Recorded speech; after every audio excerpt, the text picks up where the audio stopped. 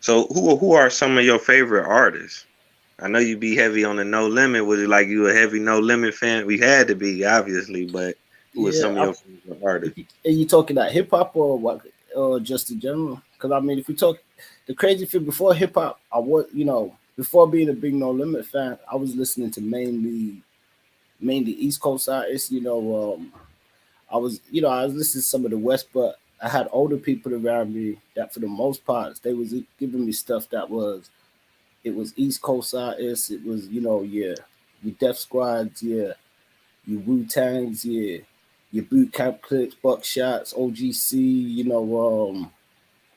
Mob Deep, the whole East really Gangstar Guru, all of them, and then it was like, in the mid '90s period, even out here in the UK, the streets, the streets always talk, and the streets was playing a lot of No Limit, and even through those kind of affiliations and stuff, I first kind of got introduced to P. And then when I first heard P himself, I wasn't really the biggest fan because I grew up on hearing all that lyrical, especially the East Coast sort of stuff. So it was like I had to kind of really listen to what he was saying, because at a first hearing, I was like, I ain't really, I had to say what direction is this coming from, you know what I mean? And then after that, No Limit became like my wider clip to really listen to, even though I still listen to, like, your Luxes, yeah, Nas, and yeah, some of the West Coast guys and other Southern artists and stuff. But No Limit became like my go-to clip then in that period, probably because they had so much artists as well, and I felt that the diversity of the talent pool, even though people say now, which I think is a misconception, where they say, No Limit didn't have that much talented artists besides the main roster, but I feel as though there was a lot of talent. Everybody was talented in their own way, and you even to mention the Jamaican and Caribbean culture, I think it was like No Limit had that kind of, to me, they had that element of like where everybody sounded different, everybody brought something to the mix. It reminded me of like that yard vibe and flex. Yeah, yeah, that's an interesting point because New Orleans is kind of different from the rest of the United States. It got that Creole kind of Caribbean vibe to it. You know what I'm Yeah, saying? On top of that, that's like where music started for Black people in America. Not started, but kind of kicked off in terms of blues and jazz. So really, New Orleans always had the best of the best. But with hip hop, it just came later and took a lot of people by surprise. But look at Louis Armstrong and all them mm, cats, for real. Cab Calloway. They been good at the Yeah, music for yeah, real, yeah. especially the beats and the instruments parts. But they got some lyricists too. You got Mac, you got Wayne, Yep. you got Mystical, you got a lot of Jay Electronica. You Mm, got a lot of lyrical cats coming up out of New yeah, Orleans. Have you definitely. have you been down there?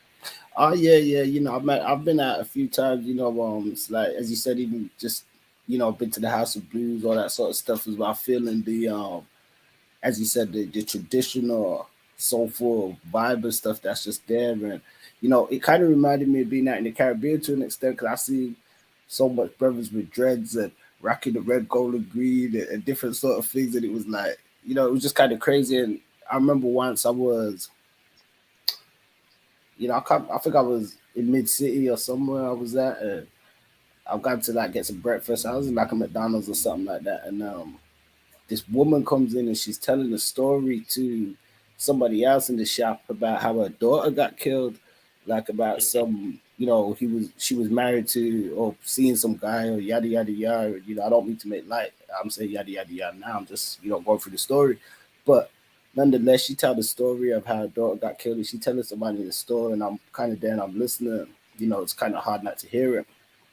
And then I remember as I'm leaving, I kind of stopped her for a minute, and we had a brief kind of conversation. I just said to her, I kind of overheard your story, and just, was like, kind of put her over, and how strong she was. Because I said, I'm visiting. I said, you people here, you got so, I said, I can tell you to been through so much, but the strength and the spirit here is so strong.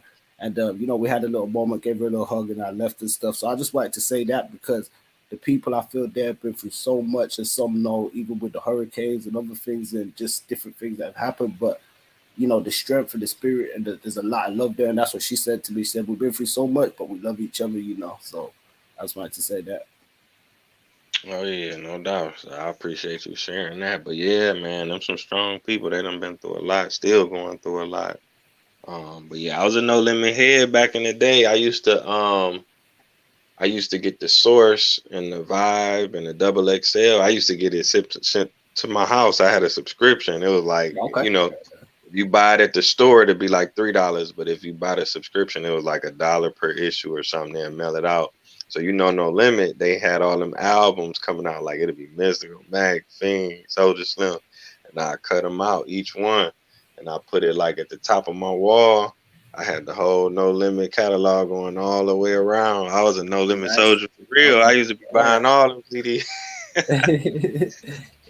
Yeah, Yeah. I mean, I respect that, and even going back to those days, I do remember having certain posters and pictures of war. I could probably dig up some old pictures, and when you see my old bedroom wall, that's where you gonna see yeah, pictures around and stuff. And I mean, that's the thing. Like even under No Limit, it was like, as you know, No Limit still my clique to this day, and that's one thing I've been personally proud of, the fact that I was able to grow up steady, so influenced by and not just from the music, but from the business moves and stuff that was making. And when I really grew into the understanding a bit more of Master P, even at the time I started watching his moves, I was like, I really respect what this brother's doing, independent, black owned labor, kind of putting things together and stuff like that. So the unity and the representation of No Limit at the time to me was just like such a strong, powerful, black family and clique.